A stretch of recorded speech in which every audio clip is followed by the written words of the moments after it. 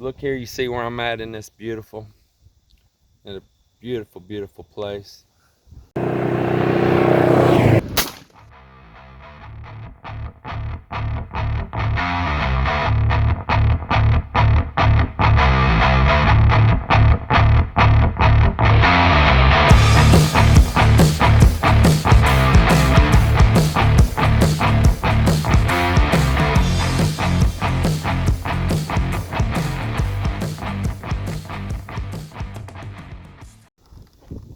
I always loved it here ever since I was a child. I've known stories about um, things over here at these oak trees I can tell you about. There was a spring right down straight from my finger down there. There's a massive oak tree down there. That joker is big. I've picked up arrowheads that were complete. I've picked up arrowheads that were incomplete or broke wrong when they were making them. So what does that tell you? They were sitting there chipping flint rock, right? And making arrowheads. Well, I know why. Because right down there at that tree, just out from it, when I was young, there was a free flowing spring still there. Now you imagine if you was an Indian here. There wasn't no man-made stock ponds. There wasn't no man-made lakes. You know, these lakes like here where we're at, it's Lake Ray Hubbard, it's Lake Tawakoni, which the local rednecks here say Tawakoni, but it's Tawakoni Indians, offshoot of the Caddo Indians. But all those lakes, you know, Lake Levon, Lake Ray Hubbard, Lake Tawakoni slash Tawakoni, Lake Fork, all of these are man-made lakes. So what I'm saying is, imagine summertime comes and the creeks are dry or the water's stagnant and there's no man-made ponds and you got to have water. Where are you going to stay at? You're going to stay where there's a spring, right? And there was that spring there because the water tables used to be higher. And after all these people drill wells everywhere, the water dropped. I know of an attorney that's about 3 miles as a crow flies here, that he bored a big old shaft and put in a massive well to fill up his lake. But yet there is huge runoff on his property, and there is a river, Sabine River offshoot right there going through his property. And but so impatient to wait for it to naturally fill up, and so greedy that when it goes low, he has to pump the well to keep his lake looking beautiful. You know, money, right? And to heck with the water table for everybody else. We really saw the water tables drop here. There's another gentleman that used to be here that moved across. He was over here on the other side of the hillside. Same thing. He dug a small lake in the middle of summertime on his property. He just could not wait for rain to come in the fall and fill it up. And he had a well company come out and drill a well. And he ran that pump day and night and filled up his small lake off the well water that all of us here have to depend on to drink. His house was the last house on a rural water system out here. But over here where we're at, we don't have that. Just across the other side of that creek and coming across here, we are all on well. So we depend, all of us here in this community depend on that groundwater.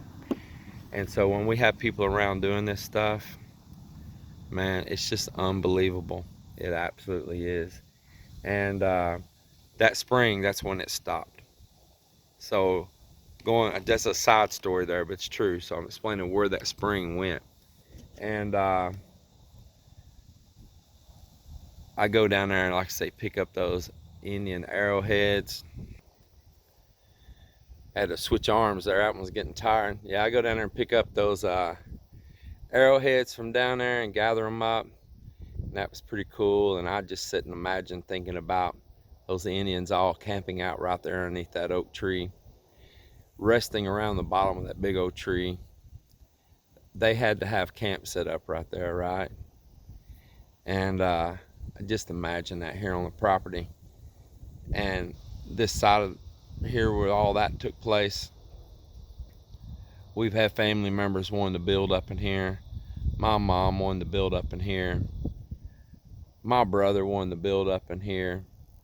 My dad entertained to my daughters messing with their heads that he was going to give them 2 places out of this and they could build houses, but he never meant that. He absolutely wouldn't do it. And just because the same as me, he loved it just being raw. He loved it just being land, nature, the little creek that runs through it, the deer, just the wildlife that come through here. And once you build houses in this, it's over with, right? So when Dad decided to will me this property, he knew my mindset. He knew I was exactly the same as him, and that I would just leave it virgin like it is. In fact, that's why I say I really don't even like the cows in here now. I'm trying to let some other trees grow in, and there's some young oaks growing, and those cows will just come through and bite the tops out. So if I bale hay in the meadows here, I can control what's happening. But when you turn cows loose, man, you can't.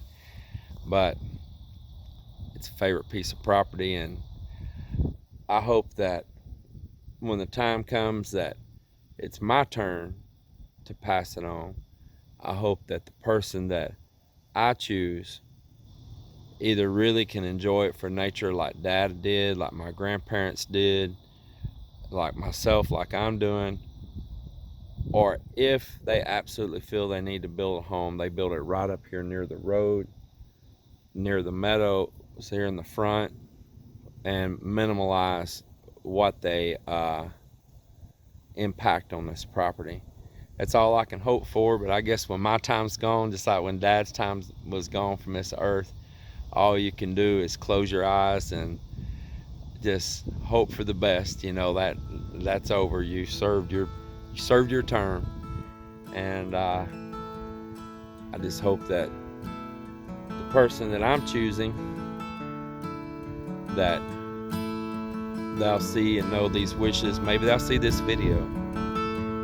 Maybe they'll even see it years from now and really know the sentiment and the stories here of some of the reasons that we want to keep it like it is. And there's more stories than just the Indians.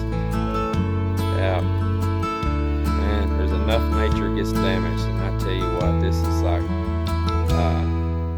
an island sticking up in the middle of an ocean of any sanctuary left around here for wildlife and all to go to. It's getting smaller and smaller. And there's always so many of you subscribers out there that comment and give feedback and tell your stories and share your stories. I really enjoy that. So many of you. And just keep them coming, because I get to enjoy them, and other people watching the videos get to enjoy them. And we all learn something, and we all have kind of a common mindset, I believe, you know. And maybe we can influence others to really enjoy the simple things in life. With that being said, I thank you all very much. God bless, and y'all have a wonderful day.